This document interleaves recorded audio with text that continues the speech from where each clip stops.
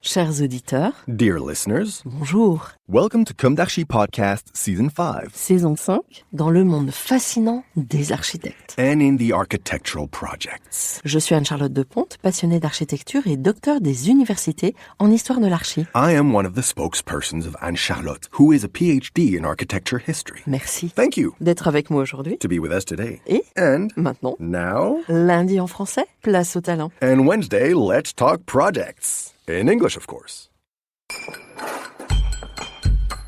Bienvenue dans Comme d'Archi.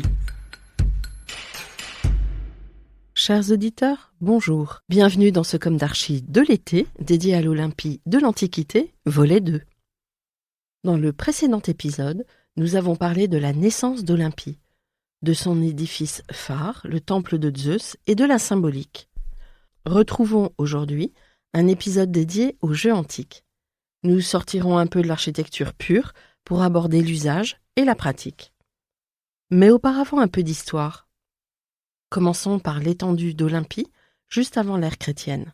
En 394 après Jésus-Christ, l'édit de Théodose fait du christianisme la religion officielle de l'Empire, entraînant la fermeture du temple de Zeus.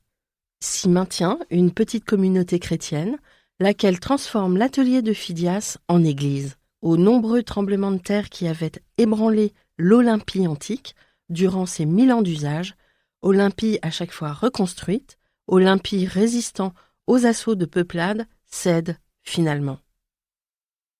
La nature reprend ses droits. Les nouveaux tremblements de terre écroulent les derniers édifices restés debout. Le fleuve Alphée et son affluent Cladéos s'épanchent, inondant régulièrement le sanctuaire, peu à peu recouvert d'une épaisse couche d'alluvions. De rares érudits occidentaux viennent en visite, mais le site est déserté. L'Alphée et le Cladéos reprennent finalement un cours plus rapide, et le site redevient praticable. Après l'intérêt porté par le moine français Montfaucon,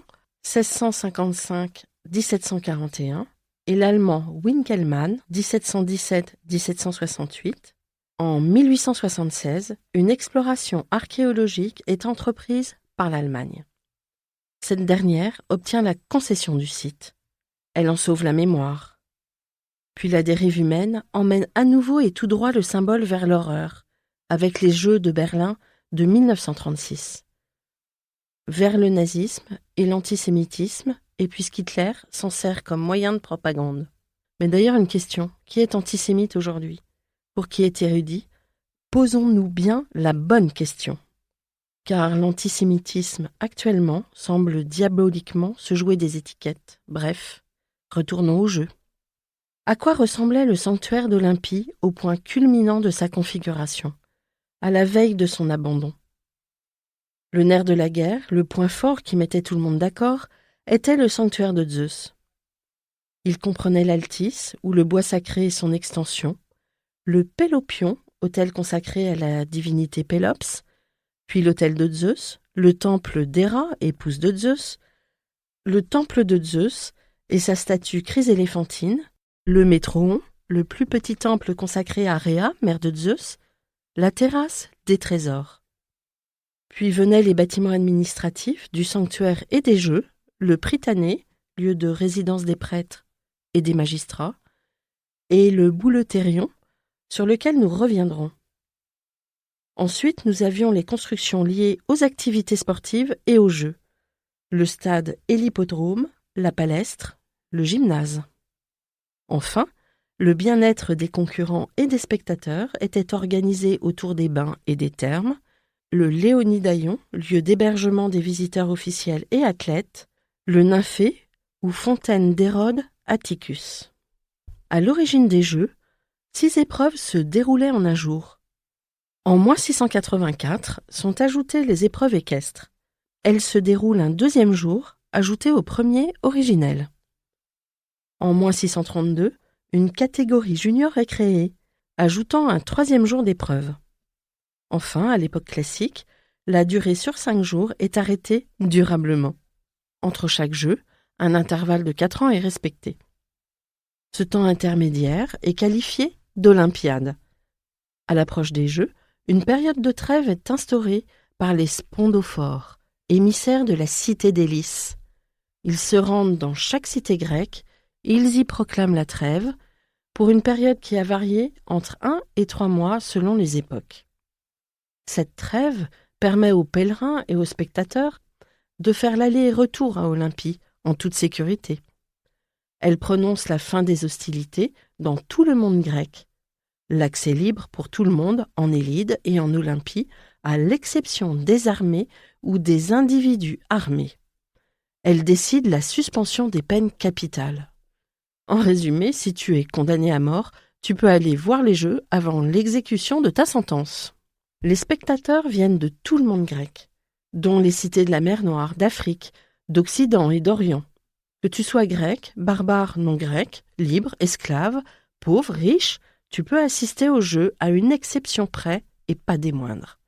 Les femmes mariées sont exclues, hormis la prêtresse Déméter.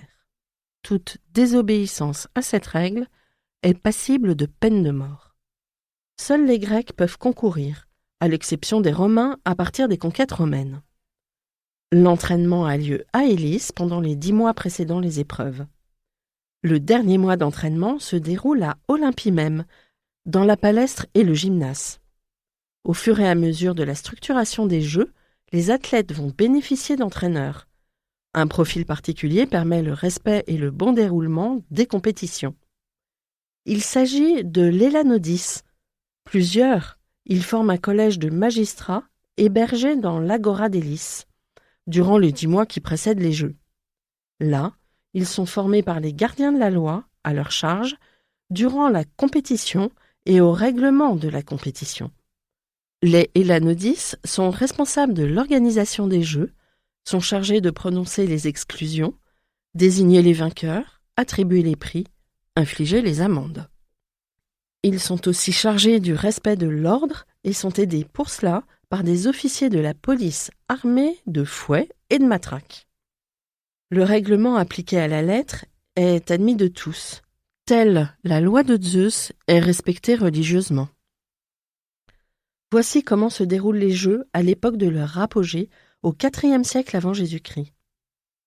À la veille des Jeux, une procession officielle se rend d'Élis à Olympie par la voie sacrée. La nuit est passée à l'Étrinois, après un sacrifice et une cérémonie purificatrice. Dès l'aube, la procession reprend et arrive à Olympie, où a lieu dans la foulée le sacrifice d'un sanglier, sacrifice précédant le serment des athlètes sur les parties génitales du sanglier, dans le Bouleuthérion, devant la statue de Zeus Orchios, le dieu des serments. Puis, toujours dans le Bouleuthérion, les athlètes sont enregistrés. S'ensuit le concours des trompettistes et héros, dont le gagnant a le privilège d'annoncer toute la durée des Jeux, les concurrents, et d'accompagner musicalement les cérémonies. Le deuxième jour, toujours à l'aube, la foule prend place sur les talus du stade. Les Élanodis, eux, se répartissent dans la tribune. Le plus âgé d'entre eux proclame les Jeux ouverts après une sonnerie de trompette en brandissant une branche de palme. La première épreuve est celle du stade, comprenant des courses préliminaires, puis une course finale. Ensuite, ont lieu les concours de lutte, puis de pancrace, qui est un mélange de lutte et de boxe. C'est au cours du 3e jour qu'ont lieu les épreuves équestres. Course de quadrige, char à 4 chevaux, course de chevaux, course de chariot tiré par une paire de mules, course de juments, course de biges, c'est-à-dire des chars tirés par 2 chevaux, et sensiblement les mêmes épreuves avec les poulains. L'hippodrome mesure 4 stades de longueur, soit près d'1,8 km, et les courses de chars comportent 10 tours de piste. Ensuite, l'après-midi du 3e jour, se déroulent les épreuves du pentathlon, avec du lancer, des courses et de la lutte. Le soir, dans le Pélopion, un bélier noir est sacrifié. Le 4e jour doit coïncider avec la pleine lune et il est le plus sacré. Il s'ouvre avec de nombreux sacrifices, souvent des statuettes. Se tiennent ensuite des courses sur les stades rapides et de fond, puis la lutte, la boxe, le pancrace pour les hommes. Enfin, les Jeux sont clôturés par une course en armes. Les athlètes sont nus, comme pour toutes les épreuves. Cependant, ils portent cette fois-ci un casque, un bouclier et une lance. Pendant le 5e jour, ont lieu des actions de grâce, des sacrifices et surtout la remise des couronnes d'olivier sauvage aux vainqueurs. Le tout se termine par un banquet et les vainqueurs retournent dans leur cité en étant fêtés et hissés au rang de héros, certains pour l'éternité. Ce récit montre des rites institués, une démocratie finalement installée, leur émergence, leur apogée et leur déclin sur une période de 1000 ans. Cette histoire prouve ô combien l'aménagement et l'architecture étaient mêlés à la spiritualité et à la dimension politique. Elle démontre aussi le poids de l'effort physique, matériel, organisationnel et l'inexorable effacement du temps aussi. Pour conjurer l'oubli, ravivons une fraction de seconde l'olympionique boxeur Théogène de Tassos, héroïsé. Car Théogène est sacré champion aux Jeux olympiques en pugilat, ancêtre de la boxe anglaise, en -480 et en pancrace en -476. Cependant, aux Jeux de -480, fatigué par sa victoire en pugilat, il déclara forfait pour le pancrace et fut mis à l'amende par les Hélanoudis. Il fut narré par Pausanias, rapportant que le total des couronnes qu'il gagna s'élève à 1400. Chers auditeurs, merci pour votre écoute. Retrouvons-nous la semaine prochaine pour un nouveau numéro consacré à l'immense Léonidaïon du temps présent, le village des athlètes. D'ici là, prenez soin de vous. Au revoir.